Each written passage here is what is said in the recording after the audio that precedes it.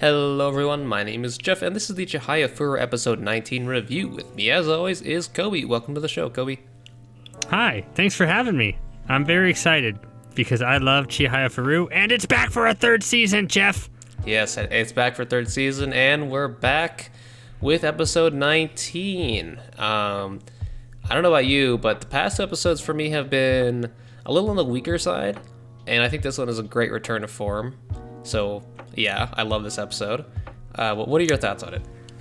I agree with you, surprisingly. Last episodes have been okay, but they were easy to point out kind of flaws and lulls in the action to do it. But like this one had big expectations because this is basically the Suo reveal story. And after we've been like leading up to it for so long, like we're getting to know Suo.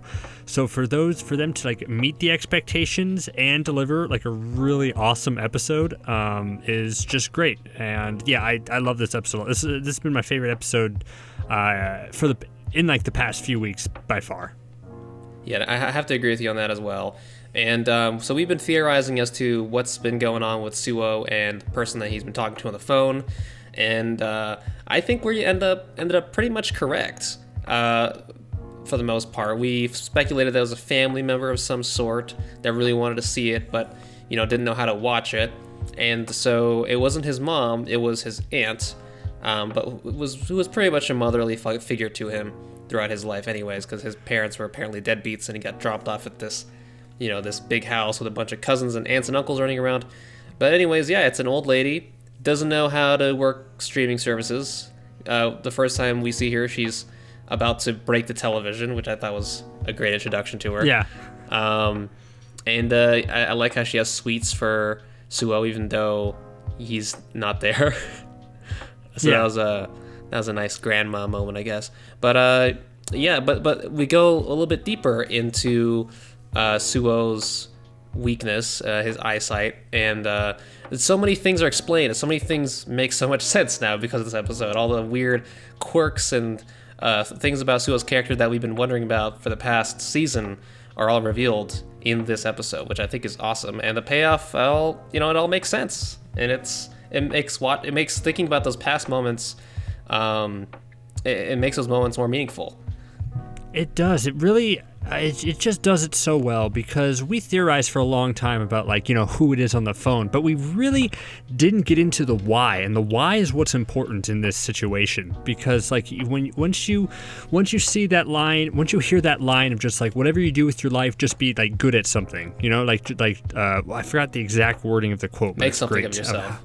Yeah, make something of yourself. That's just heartbreaking. And then it totally ties everything about Suo into perspective, that yes, he may not be super passionate about karuta in the way that other people are. He's not in love with this game, but he's great at it. It's the only thing that he has been legitimately wonderful at his whole life. So he's sticking with it because it's what his aunt told him to do, is to make something of your life. It's why he's not graduating college to move on from everything that he's doing. It's why he's not, good at anything else, why he sticks with this. It's so beautiful, Jeff. It's great. It is great, and it's just that small line of I got dropped off by my deadbeat parents at this big house. It's that's why his aunt wants him to be something of himself, so that he doesn't end up like his parents. And yeah, he's trying to make his aunt proud. He's trying to not be like his parents were, and it's his motivation for karuta is again a very unique motivation, set apart from all the other characters. He plays the game not because he loves it, but because he's good at it, and because he wants to make his aunt proud, essentially. He wants to do what his aunt wanted him to do, his aunt's wishes for him. And even that on the surface is good enough. Even that's kind of heartbreaking on it is. But then they add another layer to it with his illness, with his disease, that's going to eventually rob him blind of the one thing that he's really good at. He won't be able to play this game anymore for that much longer in his life because he has this disease. And that's just adds a whole nother layer of just tragedy to this in what already could have been a very good backstory. They just had to twist the knife even further. Yeah, because his bad eyesight was an interesting weakness, and it could have been just left at that. Just the quirky, he's got shitty eyesight. But no, he has shitty eyesight because he has this genetic disease that will eventually make him blind. And yeah, that makes his story a lot more tragic, a lot more interesting. And I would think that I think Suo is like one of the last characters I would have expected to be rooting for in this master match, because and I'm just surprised that they can even pull it off again, because so many times in the past it's like, you know, you learn about the opponents that our main characters are facing off against, and you kind of root for them at the same time that you're rooting for the characters, and this is another case of that.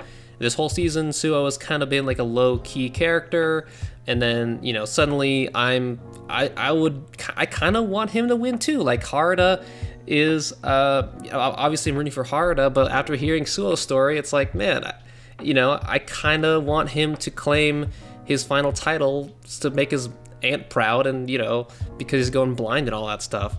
So yeah, wow. It's super nuts for a show to be able to do this. To be like, on one side, it's like, I want, you can say wholeheartedly, it's like, I want Suo to win. His backstory revealed that, he's great. You know, he has this illness. He deserves to win. He's doing it for the people around him. Let him have this. Let him have the victory this one final time, just so he can go out on top, you know? And you can be fully in that corner. But you can also be in the corner of Dr. Harada has worked his ass off to get here. Like, he has done everything in his power for years to get to this moment. He has earned it and scratched and clawed his way to the top, and I want him to win too.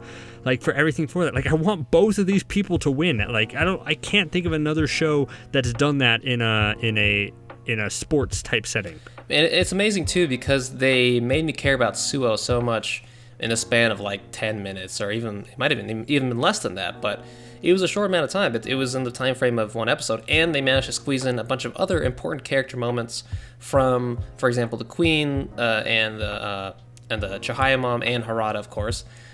So yeah, it's just great, this excellent time management, and yeah, and they've been building up to this too. So like it made me feel this way in a short amount of time, but at the same time, they've sort of been sprinkling hints about who he is throughout the season, and retrospectively, all those things make sense, even from the perspective of his character design.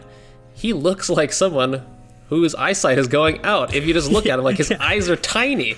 And it's like, it makes sense, and they're kind of glossy and glazed over. Yeah, and it's just so fascinating and impressive to me that, you know, just a small story bit can make you look at a character so much differently. Like, at first I just thought, oh, that's just how he designed. But yeah, although interesting, that I have to mention real quick, Sudo actually kind of looks like this too. His eyes are also kind of tiny and almost a little glazed over, although I'm not sure to the same extent. So, I mean, that's, you know, I don't know if maybe Sudo has a weird eye disease too, but whatever. Jury's still out on that one. Yeah,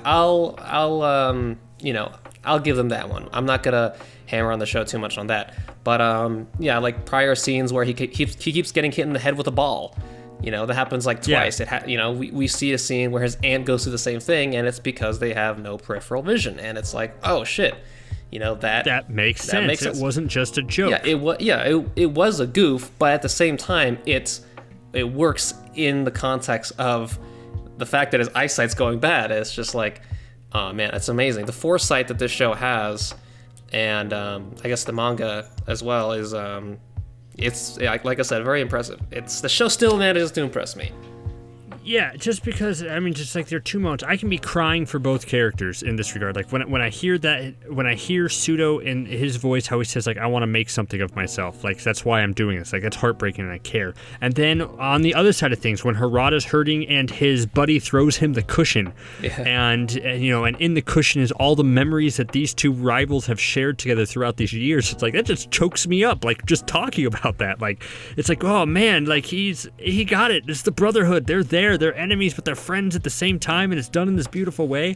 I'm rooting for both of these people. Yeah, that pillow, that was an amazing, just a great visual of, like, you know, he like the camera panning down and showing all their past written out on this pillow, and then him using that to support his knees.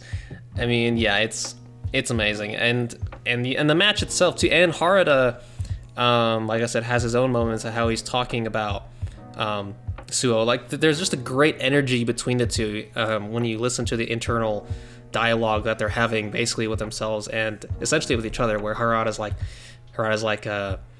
the cave of Karuta cries with you as the master because your gameplay is way too simple. And at the same time, it's like, Suo is like, yeah, I want to win this. I'm going blind. And I guess also what's interesting was they explained how his weakness is also a strength, in that, when you have one sense that's like blind people are better at hearing, essentially, right? So it's like, his vision's going away, which makes his hearing a lot better. So I thought that was another really interesting thing.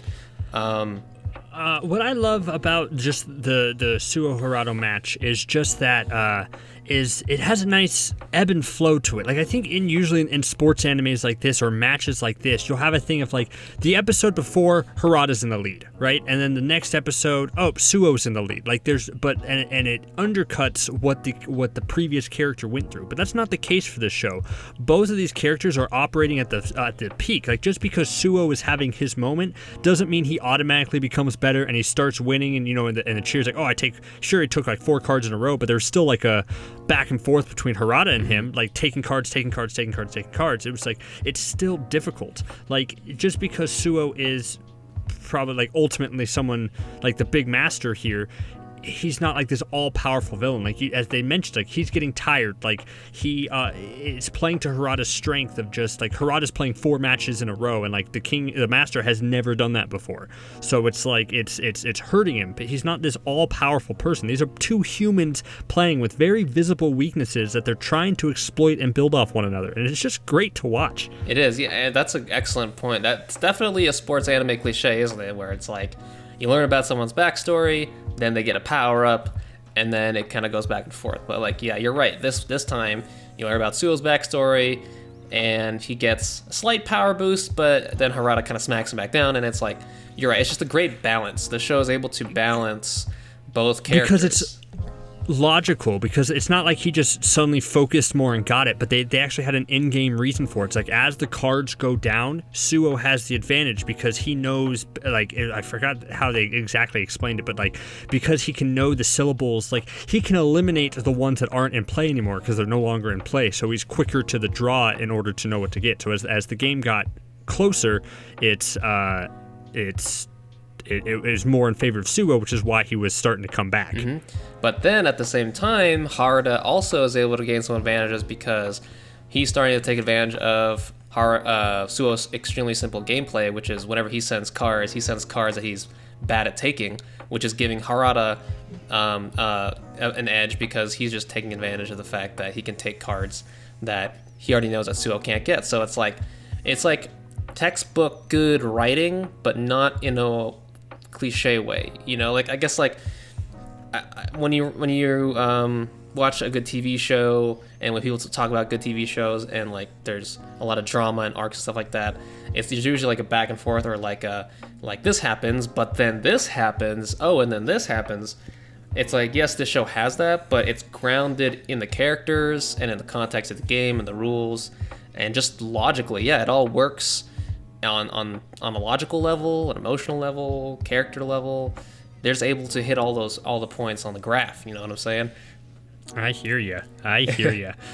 But see, my question, because then the episode pivoted, and this is where I first thought the episode was going to make a misstep, but in terms of its pacing, because, like, I don't know, like 15, 16 minutes into the episode, after just focusing on Suo and Harada, we're jumping to the very end of the last Queen match. Mm-hmm. Like, it's just like we saw nothing about them to it, and it's like, and I always thought just this whole arc is tricky to do because you really can't focus on both sides simultaneously. And then, of course, we reach the conclusion of that in an actual very surprising way. Like, the ending of the match with her making the double fault and losing the match after having so much confidence was kind of like a punch to the gut. Like, all of a sudden it's over and you're like, what? Like, what happened? Oh, she lost? Like, that's it? Like, oh. And then you kind of realize that we already had their whole episode devoted to it beforehand. Like, both at this stage for both of them, their whole arcs are kind of played out in that match. Like, there's nothing more that we could see that wouldn't be repetitive. So it makes sense to cut over to like near the end of that match where everything is, wrapping up for the final time. So I thought that was going to be a problem at first, but it really wasn't, because it ended with a really surprising gut punch. It's just like, it made sense, but it's still sad. Yeah, it is. I will say, I guess that is my personal only complaint of the episode. Thinking about it, thinking back on that moment, I do think that I wish that moment was a little bit more played out or dramatic, because you're right, there wasn't really a build up to that. And yes, I kind of understand that, like, at this point we know what Shinobu's gone through to get to this point. At this point we know what the Chihaya mom has gone through at this point. So to play that out even further, it might be, considered boring. But at the same time, it is the end of the match, and just to jump straight to it, it's just sort of like, to me, it just kind of seems like, okay, so I guess, the end of the Queen match was not really the main point of this episode. And I guess I'm okay with that, because, I guess, the point of this episode is Suo and Harada. But we have built up so much to this point. I wish the end of the Queen match was a little bit more satisfying. And you're right, it did kind of come out of nowhere. And, the framing and the animation was beautiful. You could really feel the sort of trauma, I guess, that the Karuta mom is going through, and the shock that she's feeling that she lost. But it was also kind of resolved just like, oh, Shinobu says, like, hey, you should count the cards because the cards like you. Excuse me. And then the Chihaya mom's like, oh, okay. She kind of like gets her mood uplifted right away. So I will say that's my only complaint of the episode. That being said, what do you think of that result? For everything, it's just like, again, like, I'm fine with it, because if you watch, like, if we had watched these episodes back to back from last week to this episode, that finale would make sense. Like, the build up to, because the point of this was to get Shinobu started this match on very shaky ground. She started it okay because she won the first one on luck of the draw, but then she had that really doubting match, and then she kind of found her passion again and found her courage, and she went through that transformation. So it's like everything that she needed to go through in that match, we covered. So that's why I was just like, anything else would be, that's why I said anything else would be a little repetitive. Same with Inoki. We know she's driving. We know she wants to win. We know she's in this final stage, and like they both already got their victory out of what they wanted. Like I mean, because the first match, the Queen won, like, normally. Then the second match, NOK won because that, and then the Queen won again. Wait. No, yeah, there was I forgot the order of things. The three matches, there's only three, so they only played two matches with the final one. So they each got their win, so they each had the momentum for it, which is why I was okay with it, because everything that we needed to see was explained previously. Like, I guess my feelings are still a holdover from the last episode, or whenever Shinobu's arc was, where it still isn't explicitly stated what it was that Shinobu brought her back to the game. Like, I still am a little confused as to what exactly happened there, because of, was it the way they edited it? Was it the way they wrote it? I don't know. To me, it just wasn't obvious why, like, what her arc was actually about. What brought her back? Was it actually just the cards? I mean, I don't know, but I mean, there was a little. But sorry, go ahead. But what was nice is that she won using the move like her grandma was kind of training her. Yeah, I was just gonna say, yeah. So I guess that could be, a bit of redemption for the fact that her arc wasn't so satisfying. Was that she might have realized in that moment her grandma was actually on her side, but I don't know. It still doesn't explain why she came back, I guess, is what I'm saying. So that's kind of why I still kind of have complaints about the ending of that. But yeah, I mean, it's fine, I guess. I guess Shinobu had to have won that anyways. And now I'm just curious where the mom's going to go. The Karuta mom. What's her name? Inoue? I think she's done because she's pregnant, isn't she? I didn't make that up. I'm not thinking that. She is pregnant, yeah, right? Yeah, she's definitely pregnant. So that's why I think this was her last hurrah. Like, she's done. She's like, I don't think she's going to play here, but she made her last stand, and she put up as best fight as she could, and I think she's done with Karuta for a while. Yeah. Like, I don't think we're going to see her in the next Queen qualifying match next year. Yeah, which again is sad, which is why I think I wish we could have gotten more out of just that particular moment. I don't know how did you feel watching that moment? Did it like really hit you? Because it didn't. Go ahead. Sorry. I was just saying. I was saying no, it didn't, because it was surprising. Yeah, it was surprising, and up until that point in the episode, we had been building up with such a great match with Suo and Harada, and there's just such a great intensity and energy there, and then suddenly we shift gears, and then boom, there's the ending of that match, and then we jump back over to the other match, which was a lot more interesting, and so yeah, I don't know. That's my only complaint. I think I need to see the resolution because the way that this show is structured and just the way that this cliffhanger ends, which may or may not pay off. Like, I don't know, because I'm always of two mindsets of this. It's like they're clearly down to like the final card being read, and this is going to be the winner. So we're going to get the winner presumably in the first like 3 minutes of the next episode, right? Yeah. And then or it's like, should they just have ended it with the winner there, like with no cliffhanger? But I think the next episode is all about the ramifications, and if whoever wins, so they're going to have to deal with it. So I think Suo's going to take it with this, and then that's going to leave Harada and the mom in like in a very interesting position. They were both two old people making their last hurrah, and I think what would tie this together really well is if they had a scene together, if they talked or in any way acknowledged one another that they were on similar paths and they both came up short, and at least they deal with their grief. So I think I need to hold off on judgment of like how quick this wrapped up until I see how the mom and potentially Harada reacts next episode. Okay, yeah, I could see that. I guess since we're now talking about the luck of the draw aspect of it, I thought that was a super intense moment. The way they explained how like basically the luck of the draw now is just a pure luck of the draw. Like they both start with the same syllable, and essentially, I mean, in either player's position, you would just go for your card as soon as they say that first syllable. I would think, right? So that's like a pure luck of the draw moment.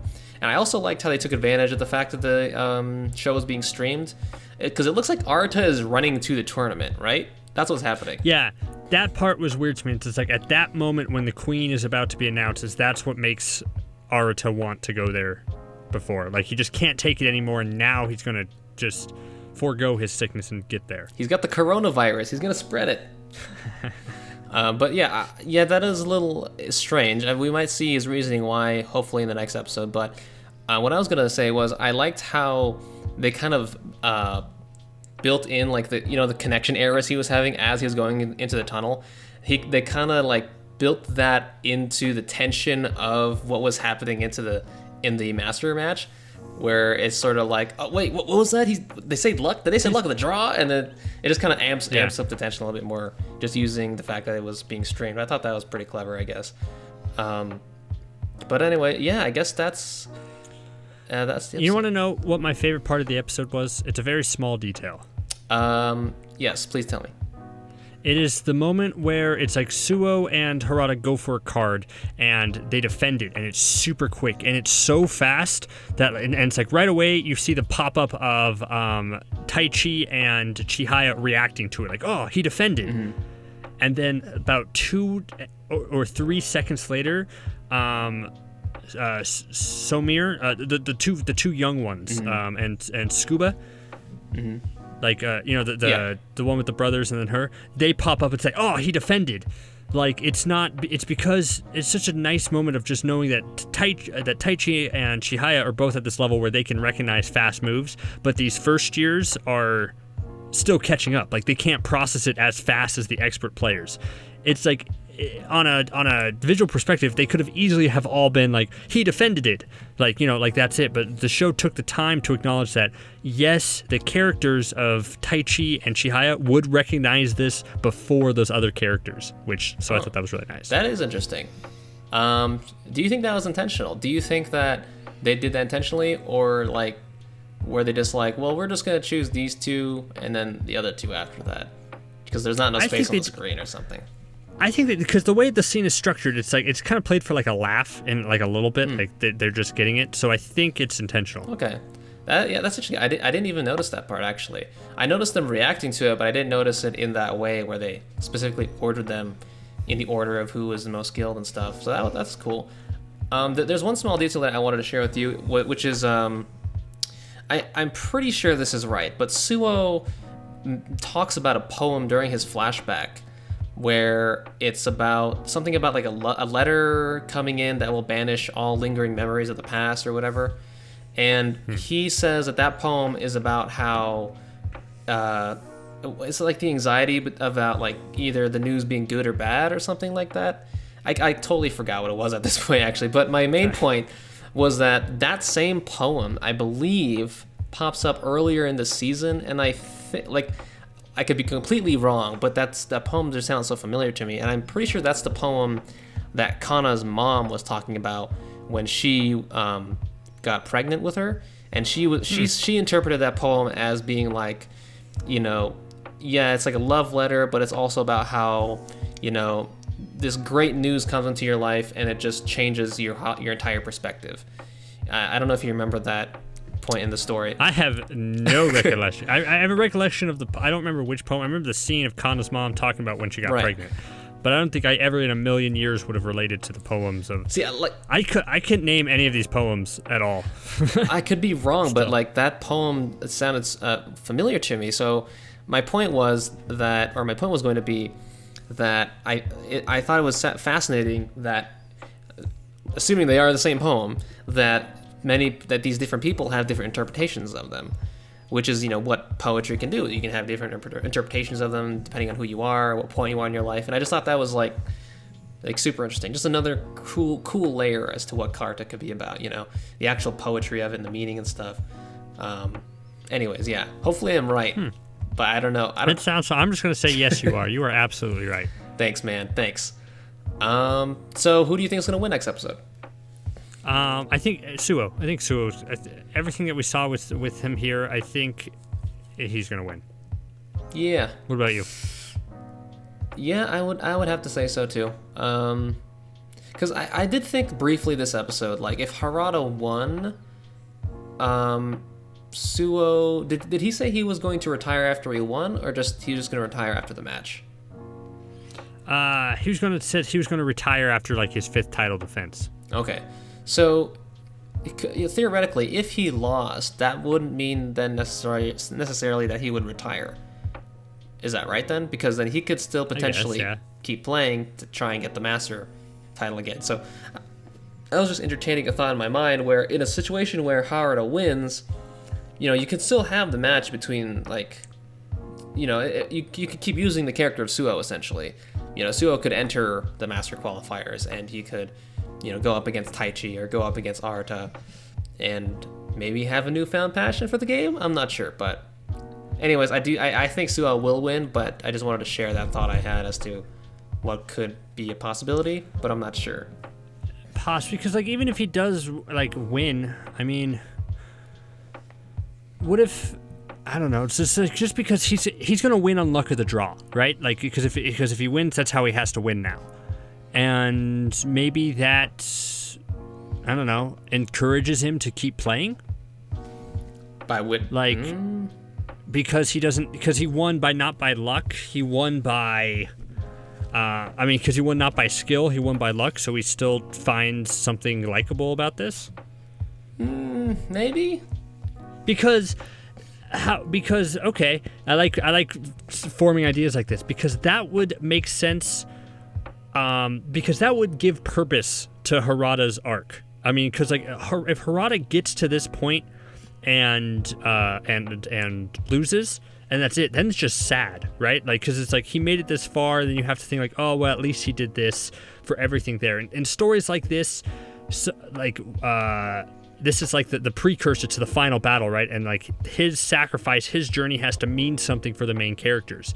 So if Harada's journey ends by encouraging Suo to keep playing the game and that keeps Suo there, then that just sends it, that makes everything okay, that I'm just saying it gives Harada's arc purpose is what I'm trying to say. Yeah, no, I could see that too.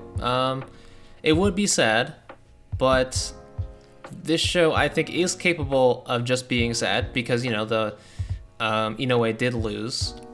True.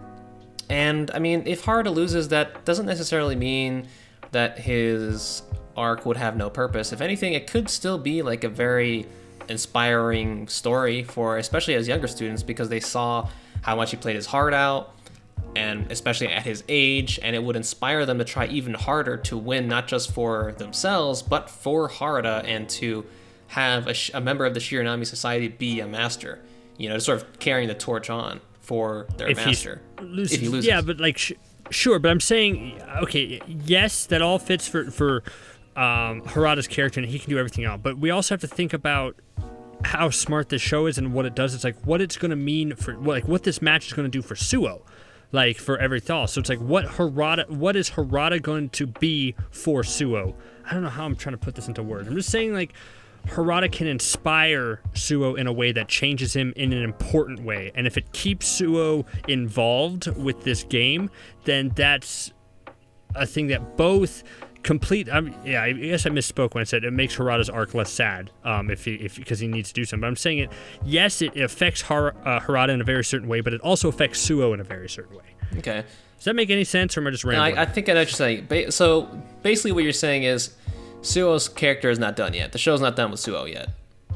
Yeah, I mean, like, after all this, it'd be weird if he was, like, not a factor anymore. Like, if this was the end of Suo, like, that's without having ever faced, like, Taichi or Arata or anybody, then it's, it seems kind of weird, right? I don't know. I don't think it'd be that weird, to be honest. I think, he... Because then it's just Harada. And, like, sure, a Harada final push for the Masters is, like, okay. And, yeah, I guess saying it out loud, it could work like that. Because then it's, like, it's the students against the Master, or students against their mentor, and that could be our thing. But it's like, Harada is in such bad shape, man. His knees are just, like, going to explode on him. Like... Right. I don't know. I just want, like, a whole year later with him being the Master. If he... Yeah, I forgot how many master, because there's 2 master qualifiers in the year, aren't there? Well, yeah, there's one for the West and one for the East, so it's like a regional qualifier. No, sorry, not masters qualifier, like masters actual, like an actual king's match, like a masters match. There's 2 a year, right? He has to defend I two thought it was just a year. Once a year. Because we've seen, I guess we have seen 3, because we saw his friend, Arata's friend with the glasses, right? He was the first year. Or was that was for the qualifier. I'm getting my characters mixed up. That was for the qualifier. Yeah. Okay, because I'm only thinking of the people we've seen. It's been Harada's, like, prodigy. Yeah, and that was during the actual master. No, that was during the qualifier also. So we've only seen 2. This will be the second one, I believe. All the prior. Okay. See, welcome to our podcast where we talk about what we think happened, and we're not sure how karuta works yet. Jake. Yeah. Where's Jake, our correspondent? Okay, so I just want to clarify. So are you saying that Harada, with all the stuff you've been talking about in the past few minutes, that's in the context of Harada winning or losing? Losing. Oh, losing. Oh, okay. Okay, because I thought you were making an argument for him winning would be a good thing for Suo. No, I'm saying him losing. Harada losing. Yeah, Harada losing, I should use names and not pronouns, yeah. Harada losing completes Harada's arc, but it also inspires Suo as the master to keep going. Like, as okay, now I'm here. Okay, I get it now. And then it got him out of, like, Harada helped, I'm just in story terms, like, Harada helped the big bad stay in the game for the final confrontation. Because if Suo did not face Harada, then Suo would have retired after he won. But since he had such a passionate player in Harada, he wants to keep going now, and that leads to the final confrontation between either Arata or Taichi. Okay, that's interesting. So, I get it now. Because I was confused. I thought you were talking about if he won, it would have kept Suo in the game. Yeah, I could see where that was confusing. Yeah, no, it's cool. Sorry. It's all good. No, because that's kind of the argument I was going for too. Was if Harada wins, Suo. We're basically going to the same conclusion, but from different angles. Like, Suo will find a way to stay in the game somehow, whether he wins or loses. But yes. I guess we'll just have to see. We'll just have to wait till next week. Yeah. Is there anything else you wanted to add to this episode? Nope. All right. Would you like to sign us off then? Sure, you've been listening to this on Nerd Blaze. Like, comment, subscribe, all that fun stuff. We do a lot of cool stuff over on our channel. We do a lot of episode reviews. We do really cool things. Like Jeff did this amazing... If you like Chihayafuru, you got to check out this video because Jeff had this... he was a robot before. He was constructed in a lab and his wires were malfunctioned and they were all crisscrossed. But then I bravely swooped in and changed his wires. And now he loves Chihayafuru because he hated it before, and he made a whole video about how he was wrong. So you definitely got to check that video out because it really goes in depth about how great Chihayafuru is, done with an expert craftsmanship of Mr. Jeff. So go check that out. Thank you all very much, and we'll see you next time. See ya.